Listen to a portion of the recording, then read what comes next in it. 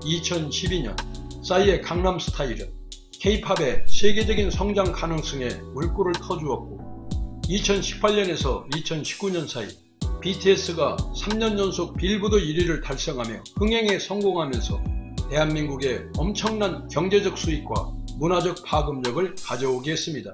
그러나 K-팝의 성공은 역사가 짧고 일부 가수에 제한된 점은 있지만 세계인들의 눈과 귀와 몸을 한꺼번에 사로잡은 비법은 유행의 주기가 짧은 아이돌 음악 시장에서 신속하게 완성도 높은 곡들을 만들기 위해 각 분야의 전문가들이 모여 함께 음악을 제작하는 체계적인 집단 창작 시스템이 확립되었기 때문이라 말할 수 있겠습니다.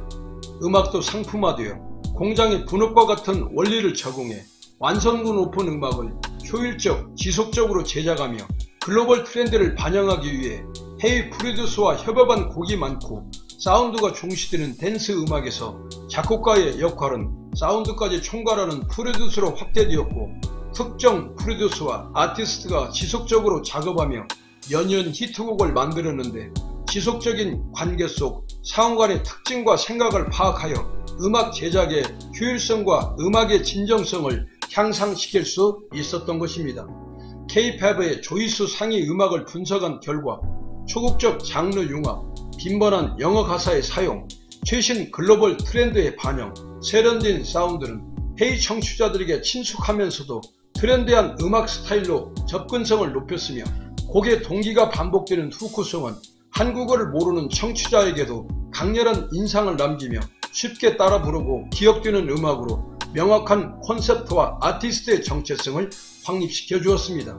이 같은 배경을 등에 업고 주 벨기에 한국문화원이 한국문화의 날 행사 일환으로 펼쳐진 축제의 장에서 용광로 같은 뜨거운 열기와 태풍 같은 폭풍 어울림으로 진행됐던 유럽 속의 K-팝 숨소리를 깊어가는 가을 하모니에 입체적으로 들여다보도록 하겠습니다. K-팝 월드 페스티벌 벨기에는 주 벨기에 한국문화원이 한벨 수교 120주년을 기념해 브뤼셀 시청과 협력해 마련한 이틀간의 한국문화의 날 축제의 첫날 행사 가운데 하나로 현지 예선에 참여한 32개 팀 가운데 결선에 진출한 15개 팀이 무대에 올라 K-팝 댄스 실력을 겨루며 공연하는 일종의 경연대회였습니다. 유럽연합 주요 기구들이 자리잡고 있어 사실상 유럽의 수도라고 불리는 브뤼셀 도심 한복판에서 K-팝이 울려 퍼지는 가운데 열린 이 행사에는 많은 K-팝 팬들이 찾아 축제를 즐겼습니다. 행사 초반부터 이미 200여 개의 좌석에는 빈자리가 거의 없었고 다수의 관람객이 무대 주위를 빙 둘러선 채 공연을 지켜봤다고 현지 특파원은 전했습니다.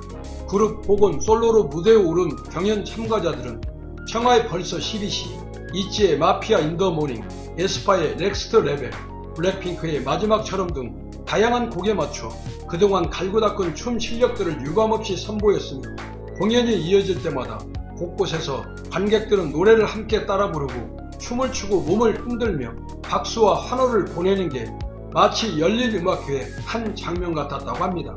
벨기에 해안 지역에 사는 제니퍼 제시카 자매는 이번 축제를 보기 위해 어머니와 함께 차를 타고 1시간 30분 거리를 달려왔다면서 우리는 댄스 경연 참가자들이 이 무대에 오르기 위해 기울인 노력을 정말 높이 평가해요. 그들이 K-팝 아이돌이 아니라고 해도 좋아요. K-팝 팬들의 무대도 정말 보고 싶었거든요. 오늘 이곳에 오게 돼 진짜 기뻐요. 제가 사는 곳에는 K-팝 팬들이 별로 없어요. 그래서 제게 오늘 축제는 특별해요. 저는 조금 외로웠는데 여기에서 많은 K-팝 팬들을 보게 돼서 기뻐요 라며 들뜬 기분을 감추지 못했습니다. 이날 축제에서는 한국 음식을 맛보고 문화체험을 하고 K-팝 굿즈와 화장품을 살 수 있는 다양한 부스도 운영돼 K-팝 팬뿐 아니라 연인, 가족 등 다양한 그룹과 연령대 시민들의 발길로 브뤼셀에 마치 서울의 한복판 같은 풍경을 자아냈다고 합니다. 둘째 날인 25일에는 안성 풍물단의 길놀이, 국기원 태권도 시범단 공연, 한국과 벨기에, 브라질 국적의 멤버로 구성된 걸그룹 블랙스완의 공연까지 열려 한류, K-팝, 한국문화, 한국의 정취가 맛깔스런 비빔밥이 되어 브뤼셀 도시를 마냥 흥겹고 정겨운 가을날로 물들여 놓으며 대한민국 국가 브랜드를 가을 하늘처럼 높여줬다고 확신해 봅니다. 영화 다크 섀도우 100 시리즈에 출연한 미국 배우 토마스 맥도넬의 SNS는 한글 전시장입니다. 면접 망해서부터 이거 실화냐 같은 최신 유행어까지 등장하는데 맞춤법을 가끔 틀리긴 하지만 꽤 유창한 한국어 실력자입니다. 한국에는 꽃샘추위가 있고 미국에는 인디언 썸머가 있습니다. 라는 문장을 써올린 적도 있는데 미국 캘리포니아에 사는 이 할리우드 배우는 어떻게 한글에 빠진 걸까요? 계기는 K-팝이었습니다. 그는 최근 한국 언론사와 인터뷰에서 브라질 팬에게서 K-팝을 소개받은 뒤 K-팝에 빠져 한국어까지 공부하게 됐다고 했으며 한국어 뉴스, K-팝 가사 등을 활용해 한글을 독학하면서 한글의 모양과 발음에 마음을 빼앗겠다고 합니다. 한국 가수가 외국에 진출하면 현지어로 가사를 번역해 부르는 게 보통이었지만 요즘은 얘기가 달라졌습니다. 몇 해 전 미국 라디오 프로그램 제크 셴쇼에 방탄소년단이 출연했을 때의 한 장면은 진행자인 제크 셴은 앞으로도 지금처럼 미국 무대에서 한국어로 노래해달라고 했습니다. 그는 방탄소년단 노래에 담긴 청춘의 고통은 국적과 상관없는 보편적 경험이며 한국어로 들을 때 그 울림이 커진다는 취지에서 한 얘기였습니다. 소녀시대가 일본에서 미각 그룹이라 불린 것을 비롯해 과거 K-팝 그룹이 외모, 춤 같은 외형적 요소를 중심으로 소비된 것과 달라진 풍경이라고 지혜원 대중문화 평론가는 K-팬과 평단이 K-팝을 단순 볼거리가 아닌 읽고 듣는 콘텐츠로 들여다보기 시작했다는 얘기라고 분석했습니다. 이처럼 K-팝 한류 덕에 해외에서 외국인에게 한국어를 가르치는 세종학당은 2021년 6월 기준 82개국 234개수로 늘어나 누적 수강생 수만 42만 6천여 명에 이르고 있습니다. 단지 대중문화에서 출발해 한국에 대한 호기심 때문에 한국어를 배우기 시작했다고 답한 수강생이 20.4%에 달했는데 K-팝이 문화 외교사절 역할을 톡톡히 하고 있음을 증명해주는 쾌거라 말할 수 있겠습니다. 1980, 90년대에는 한국에서 영미팝이 대세였습니다. 학생과 직장인 등 너나 할 것 없이 KBS FM 라디오 굿모닝 팝스에서 흘러나오는 영미팝으로 영어를 공부했던 시절입니다. 최근 미국을 비롯한 세계 각지에서는 K-팝을 중심으로 SNS를 통해 한글과 한국어를 공부하는 이들이 점차 늘어나고 있습니다.